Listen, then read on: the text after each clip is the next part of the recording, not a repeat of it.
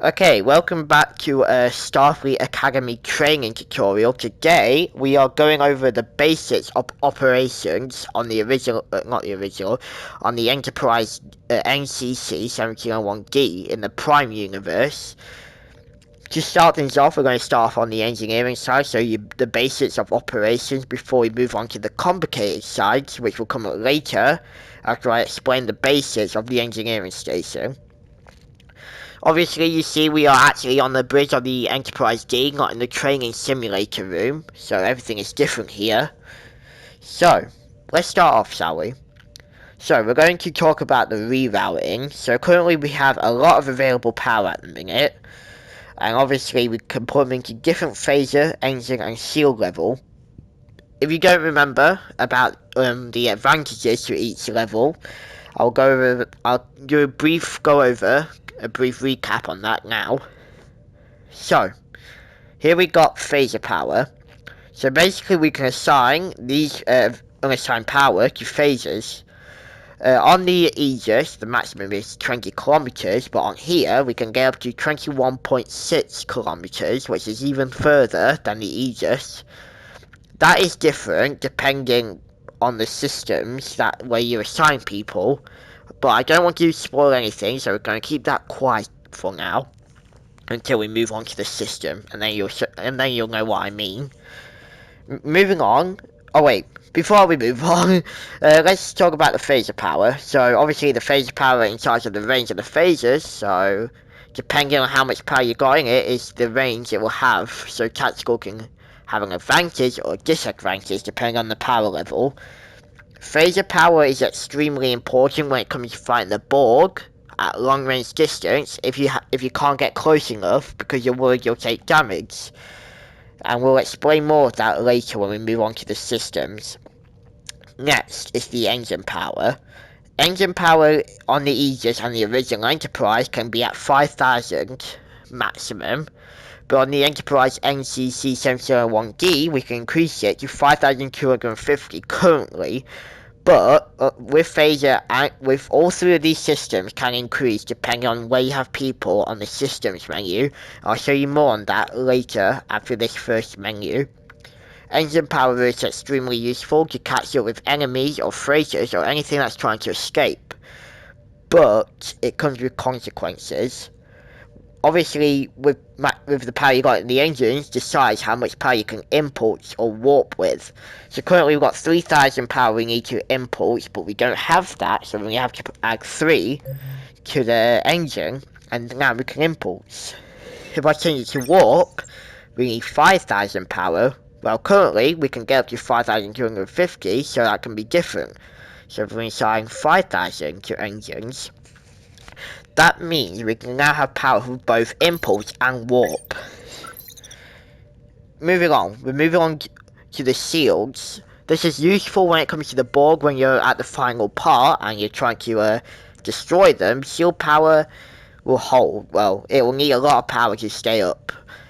The time the shield can have staying up can be different depending on the tactical shield modulation, which I will show you in the tactical tutorial episode. So let's take power away from the engines. Currently we can get the power up to 5.0, but that can be different, like as when I keep saying, on the systems. But we're going to show you more of that later. So all the power allocation menus should be simple for those who know the Aegis engineering station and the original Enterprise engineering station, so nothing much different there. You are also, as engineer, in charge of the long-range travel options such as impulse and warp, so you'll need to assign power to do both. The impulse power requires 3,000 power on engines, while warp requires maximum power on engines. And also, when charging warp cores, be aware it will take 8 seconds to charge, but that can change as well. Where I'll explain that more when we move on to the systems menu. As operations, you're also in charge of transporting people to the Enterprise. So, like the other ships, you'll need a tactical scan on a ship that has a life form reading or cargo reading. It is extremely useful in rescue operations, patrol missions, or having an encounter with the Borg, or if you're trying to do the modified glitch and get the Enterprise D in the Episode 5 campaign mission. But anyways, time can change on the transport lock, depending on where you got the people, and, well, that's basically it. And then once it's locked on, basically energized, and then all done. I also want to mention, you are the only one who has access to the transporter. Nobody else on this bridge will have access to the transporter. Moving on. We're going to be moving on to the systems menu. Now this is the part where everyone finds complicated. Some people find it easy. Some people do. So, I'm going to have to go into a detailed explanation for this. So, here we got the power allocation, well not power allocation, but the engineering station. So like the U.S.S and the original Enterprise, this is where all the repairs happen. But, unlike the U.S.S and the original Enterprise, each one has its advantages. So, if I put this red guy into the shield generator, just give it a moment. And wait for this. Shield modulation ready. As you heard there, you'll have shield modulation, or tactical will have shield modulation.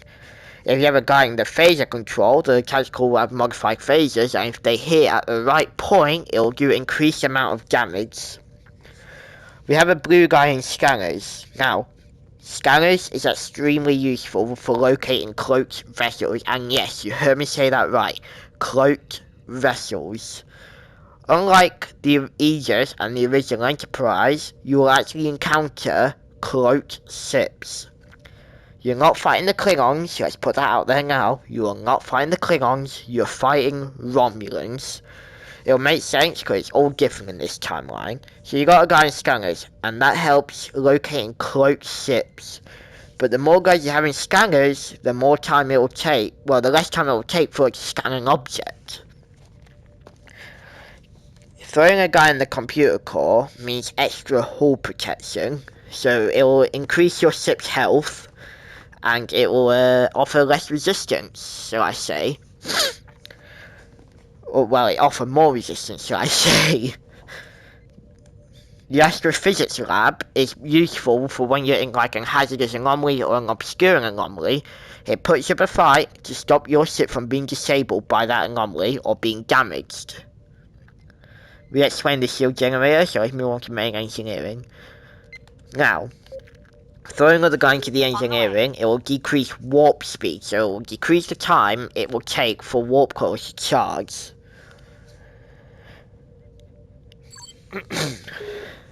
Now, I will explain this now. The decreased warp time it takes for it to charge, this basically means it has an advantage, okay? And the advantage is, if you want to get out of a quick and desperate situation really fast, the warp cores will not take 8 seconds to charge. Now, if I go back to the warp menu, you can see the difference. Before, it was 8, now it is 6 seconds. If I throw these two back in the thruster control, that means we'll have increased engine power, so it'll make the ship even faster than what it was before. Now, I might want to explain this one briefly. Sickbay.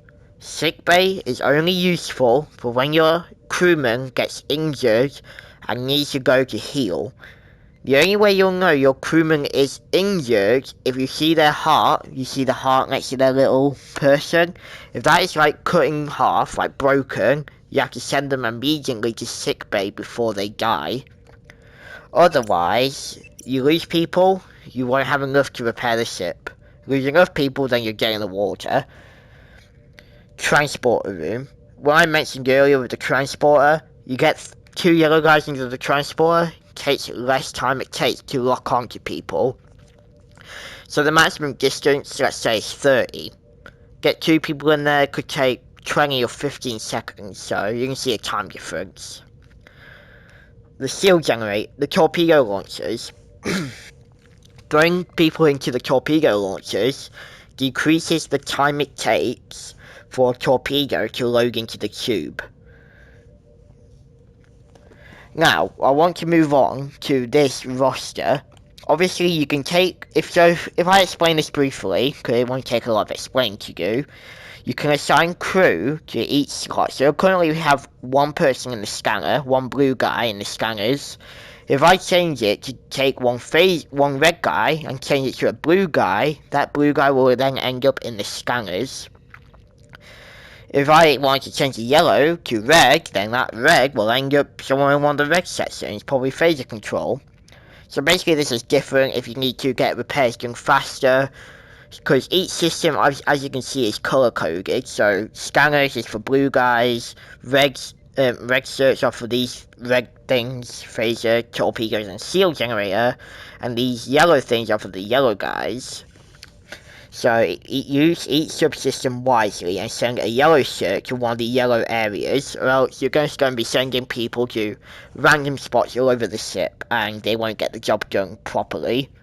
The blue sick bay will not take damage when you're under attack.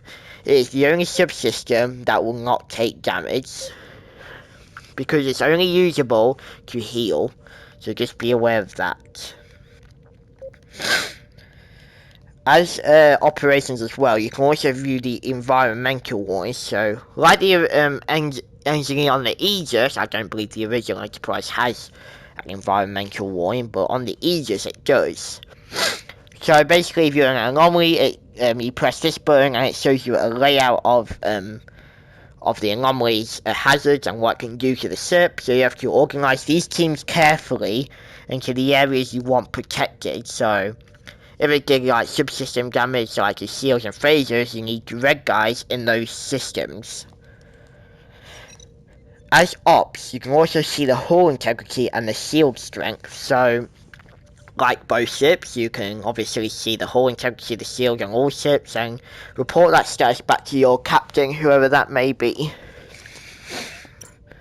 So yeah, that is the brief layout of operations aboard the Enterprise NCC-1701-D. I will be moving on to the other stations, doing a tutorial on them. Each station on this ship is different. Not everything is the same as it is on the Aegis or the original. Definitely not the original. But if you guys want more tutorials, then drop a like. I also would like to mention that I'm also going to be planning a mission guide for each mission on this game. If you want that as well, make sure to comment saying you want it, drop a like, subscribe, hit the notification bell, and yeah, that tells me you want a mission guide on this game. And I'll see you guys next time. Bye bye.